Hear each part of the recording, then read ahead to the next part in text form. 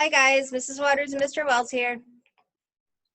If you remember, we went over the first two stanzas earlier this week, talking about the rhyme scheme of the first two, and we challenged you to come up with the rhyme scheme for the last three stanzas. So for those of you that attempted this or did complete it, that's awesome, but we're going to go over the answers to the rhyme scheme for these last three today. Yeah, they were a little tricky. All right, Mrs. Waters, let's see if you can get the text box working properly on this Google slide.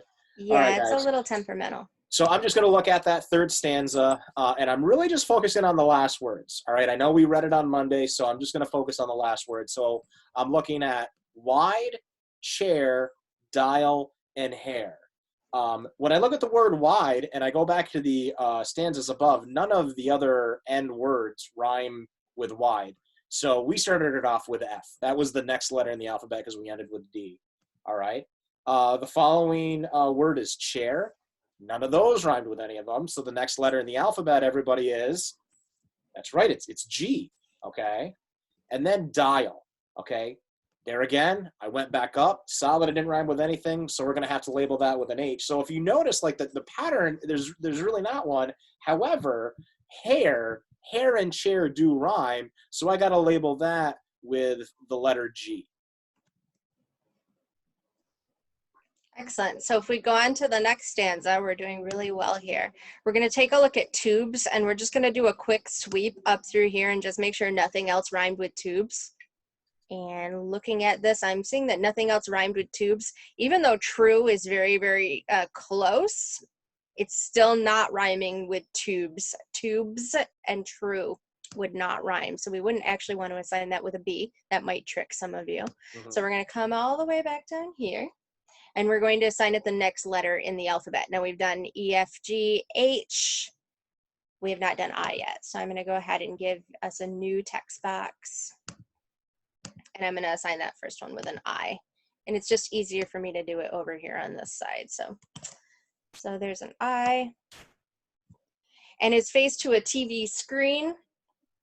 Oh, that sounds familiar. I feel like I have heard if they're going that. to make a mistake, it's going to be on this one right here. Yeah. Because you need to go back up, guys. You need to go back up because lean, between, and screen, check it out.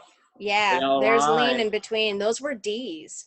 So I'm going to come all the way down here because lean and between rhyme with screen. All the way down here, I'm actually going to assign this with a D.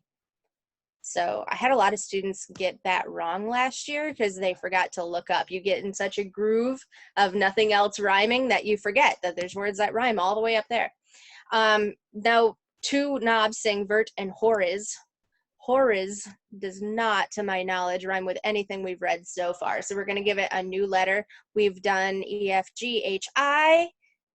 J is the next letter in the alphabet. Grew where his ears had been. Now this one's tough because if we look at the words screen and bin, they look very much alike. And if you ever get a chance to actually look up on YouTube, you can look up Shel Silverstein reading this poem himself. The way he reads it is grew where his ears had been, is how he says it. It's what we call like a slant rhyme. Even though screen and bin, we don't really pronounce them the same, some dialects do. Screen and bean. These ones actually would rhyme as part of that rhyme scheme. It's arguable. It is arguable. Welcome to poetry, guys, where you can make up your own words and just, look at Dr. Seuss, for God's sakes, Yeah, so there are going to be some cases once in a while when you're doing rhyme scheme that you are going to second guess yourself because of dialect, because of the way that we say things in the North Country is way different than, say, a European person might say them. So in this case, his face to a TV screen grew where his ears had been. And he grew a plug that looked like a tail. So we're starting the new stanza, but I'm going to do a quick sweep up here and just make sure nothing else rhymes with tail. And I don't recall anything else rhyming with tail, but we always do a quick sweep just to make sure. And I'm looking, nothing else rhymes with tail. So I'm going to come down here.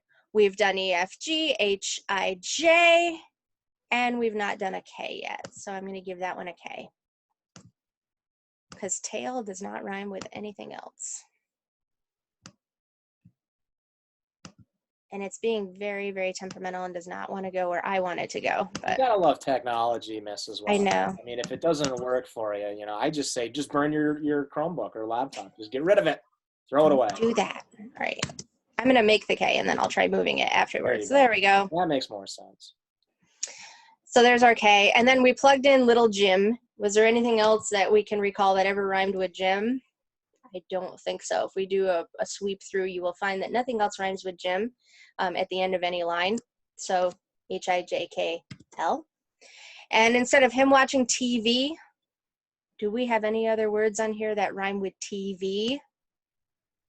I'm looking and I'm not seeing anything else that rhymes with TV at the end of any of our lines. So I have to give that one an M. We all sit around and watch him. Him rhymes with Jim. So because Jim and him rhyme at the end of these lines, I'm going to assign that last one with an L. So I think we definitely can see this was a tough rhyme scheme, especially with the having to go back to the D1 for screen and Bean, who pronounces Ben Bean other than Shel Silverstein. So this was a tricky one. So don't beat yourself up if you weren't able to get it. However, for homework, because we got to give you homework, right? There are 2 poems that we assign to you, and it should be on the Google Doc, and it should be in the links on the Google Classroom. Try to map out the rhyme scheme. I think by now you kind of get the idea of what we're doing, right? We use the alphabet. The tough part is going back up. Now, I want to say with these poems, I don't see any slant rhyme. I don't see anything wonky like that. So it should be straightforward. Just look at the last words and make sure that you guys get the rhyme scheme down. All right, guys. Good luck.